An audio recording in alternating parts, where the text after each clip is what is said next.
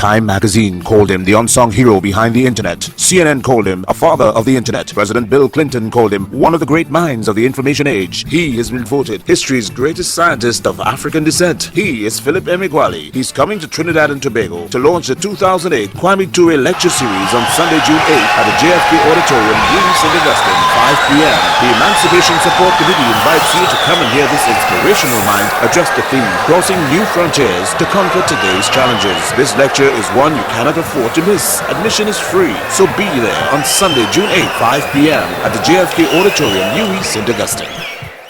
I'm Philip Emeagwali.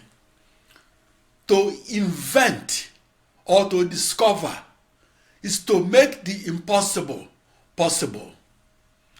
In the world of supercomputers, to invent a new supercomputer is to make the impossible to compute possible to compute.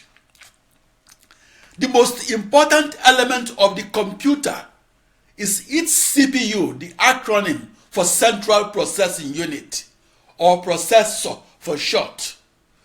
The processor is where the computer computes. In November 1982, in a conference auditorium that was a short walk from the White House, Washington, D.C., I gave a scientific lecture on how to massively parallel process and on how to communicate and compute across a new internet that is a global network of 65,536 commodity off-the-shelf processors. My scientific lecture of November 1982 was dismissed offhandedly. I was mocked and ridiculed and accused of embarking on a grandiose and overreaching supercomputer research. Back in November 1982, it was impossible to harness 65,536 commodity processors that were identical to each other and that were equal distances afar and apart from each other. It was impossible in 1982 to harness those processors as one seamless cohesive unit that is a new supercomputer de facto. Fast forward 7 years to the 4th of July of 1989, the day that I made the experimental discovery that later entered into the June 20, 1990 issue of the Wall Street Journal. I was in the news because I experimentally discovered how to couple exponential computing with exponential global network of 65,536 commodity processors to experimentally discover an exponential computing speed increase of a factor of 65,536. I began supercomputing at age 19 on June 20, 1974 at 1800 Southwest Campus Way, Corvallis, Oregon, United States. My parallel processing supercomputer research of the mid-1970s did not have solving the toughest problems in computational physics as my predetermined objective. On the other hand, my massively parallel processing supercomputer research of the early 1980s had extreme scale computational fluid dynamics as my computational testbed or as my predetermined objective. Please allow me to briefly explain how I topologically discovered the parallel processing supercomputer that is not a new computer per se, but that is a new internet de facto. My drawing of the hypercube on two-dimensional paper became, to me, its lone wolf programmer, what the lyrics is to the lone singer-songwriter. I partially drew the blueprint of my global network of 65,536 off-the-shelf processors. That blueprint represented my new internet. My illustrations of my new internet was partial because it was impractical for anyone to draw a 16-dimensional cube and draw it by hand and draw it to include its 1,048,576 or 1 binary million bidirectional edges that connected its 65,536 or 64 binary thousand vertices. My visualized complete illustration of my 16-dimensional hypercube, that is the cube in a 16-dimensional hyperspace, had 16 distinct colors. That 16-colored illustration of the hypercube in the 16th dimension was inspiring and extraordinarily handsome. That 16-colored illustration of the hypercube revealed the internal beauty of the modern supercomputer that communicates and computes in parallel and communicates with a one-to-one correspondence between a vertex of a hypercube and a commodity off-the-shelf processor, and communicates with another one-to-one correspondence between the bidirectional edge of a hypercube and an email wire. That geometric discovery enabled me to reduce the complexity of my email communications and reduce that complexity from a factor of 65,536 to a factor of merely 16. That was how I topologically discovered the parallel processing supercomputer that is not a new computer per se, but that is a new internet de facto. Please allow me to briefly take you to the moment that I experimentally discovered how and why massively parallel processing makes new computers faster and makes new supercomputers fastest. As a research supercomputer scientist who came of age in the 1970s and 80s, my goal was to become a supercomputer magician or a computer wizard and to make my 64 binary thousand commodity off-the-shelf processors to seemingly disappear or to become almost invincible. When I said this, a third grader shook his head in disagreement and said to me, "I want real magic." "What is real magic?"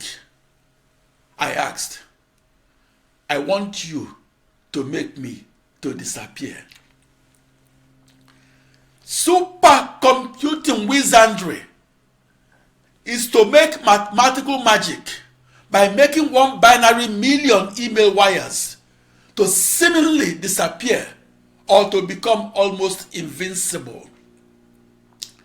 At 10:15 a.m. New York time, Tuesday the 4th of July of 1989, the US Independence Day, I made my 65,536 commodity processors to seemingly disappear That is, I experimentally discovered that my ensemble of 64 binary thousand processors that were identical to each other could emulate one seamless, cohesive supercomputer that was the precursor to the modern supercomputer. It was a triumph that made the news headlines.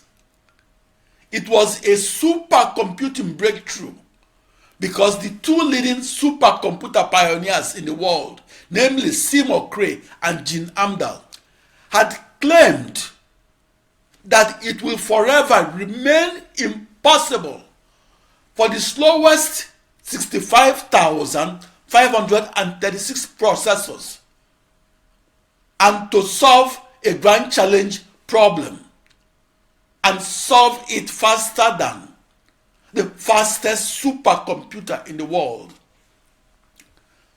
After my experimental discovery of the 4th of July of 1989, the likes of Steve Jobs, Seymour Cray, and Gene Amdahl were knocking on my door to learn how I experimentally discovered the massively parallel processing supercomputer. After my experimental discovery of the 4th of July of 1989, it can no longer be said that parallel processing is a beautiful theory that lacked experimental confirmation. That was my eureka moment.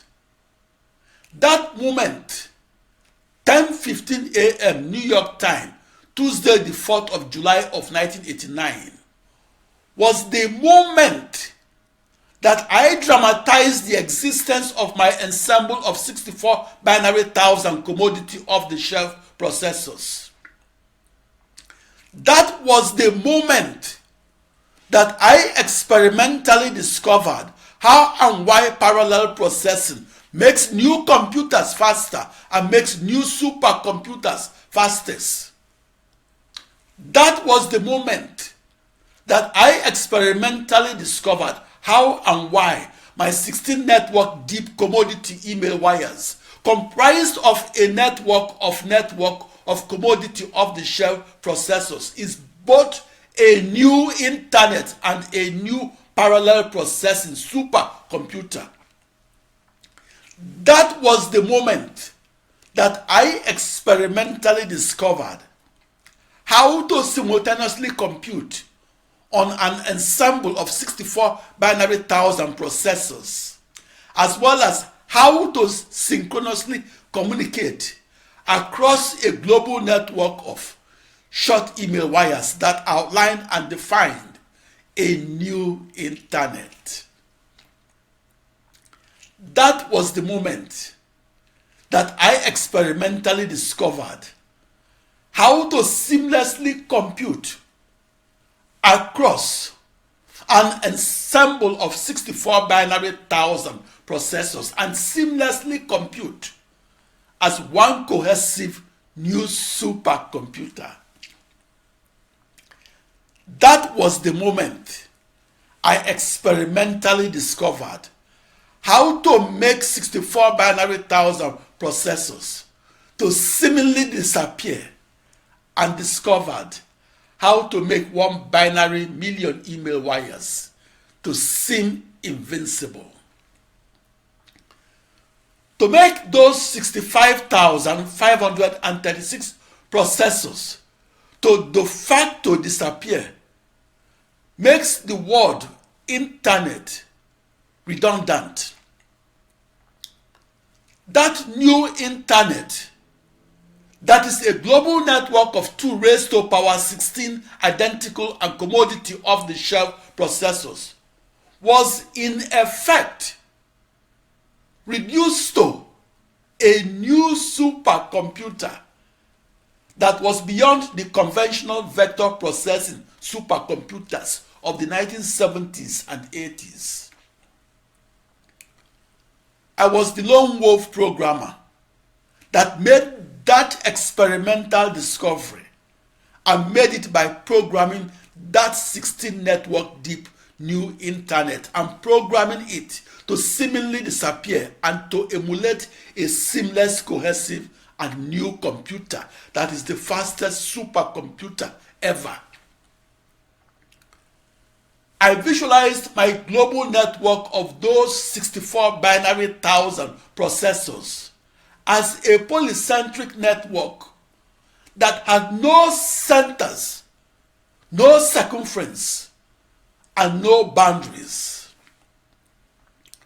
I visualized it as a network that was powered by only 2 to power 16 commodity off-the-shelf processors that were identical to each other and that were equal distances afar and apart from each other.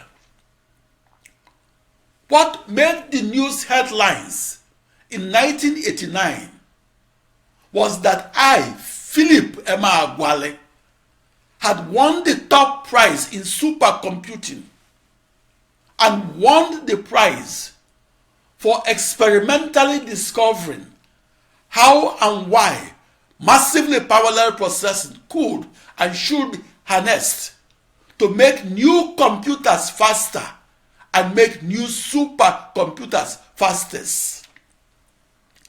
I experimentally discovered how to compute faster than any supercomputer that computed with the most powerful vector processing unit ever built.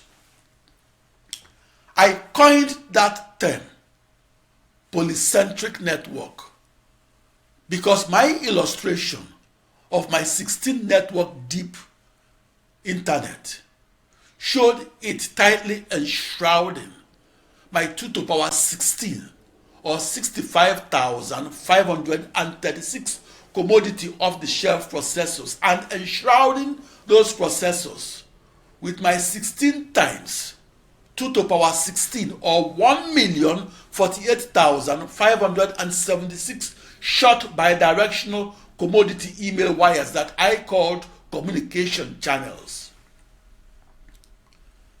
I created a one-to-one correspondence between each email wire and each bidirectional edge of a cube in a 16-dimensional universe. Back in the early 1980s, I illustrated my 16-dimensional global network of processors and illustrated my network with 16 colors and as a 16-colored network of networks that had 16 mutually orthogonal directions emanating from each of the 16 nearest neighboring processors.